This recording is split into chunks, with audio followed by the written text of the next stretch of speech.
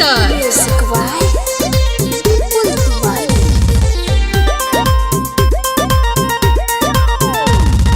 बाबू मेरे सोना इश्क में न रोना, लाख बरे कब कर लो तुम ही दोस्त होना। लाख बरे कब कर लो तुम ही दोस्त होना। बाबू मेरे सोना इश्क में न रोना, लाख बरे कब कर लो तुम ही मेरे होना।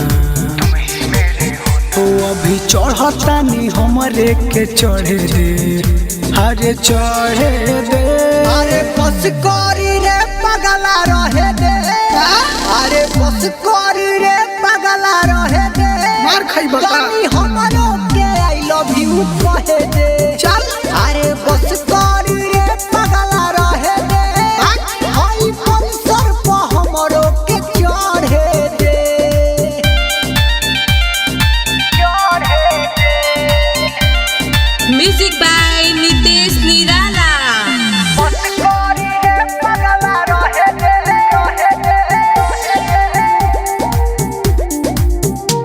हर तोरा भाई के मालहिया ते पीछे न पड़ू रे, एगो लड़की खातिर ते हमरा से न लड़ू रे, एगो लड़की खातिर ते हमरा से न लड़ू रे। होई तुम्हारा निके हमरा के लागे ले रे, छोरा पता नहीं के हमरे पीछे भागे ले रे। अरे पगला रुक ना, अभी मोहतानी हमरे के मोहे दे, अरे मोहे दे। बस कर रे पगला रहे दे, अरे बस कर रे पगला रहे दे। अच्छा तनी हमरो के आई लव यू कहे दे, अरे बस कर रे पगला रहे दे, तनी पल्सर पे हमरो के चढ़े दे, तनी पल्सर पे हमरो के चढ़े दे। पाँव के पायल आँख के काजल हमरे दिहल हो, तोरा नइखे पता कितना बार लिहल हो, तोरा नइखे पता कितना बार लिहल हो।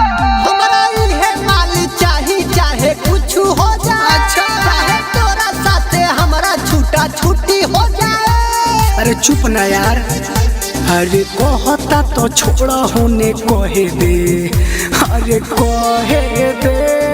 बस कर रे पगला रहे दे, अरे बस कर रे पगला रहे दे, तनी हमरो के आई लव यू कहे दे, अरे बस कर रे पगला रहे दे, तनी पल्सर पे हमरो के चढ़े दे। गरिमा रिकॉर्डिंग स्टूडियो बोईसर।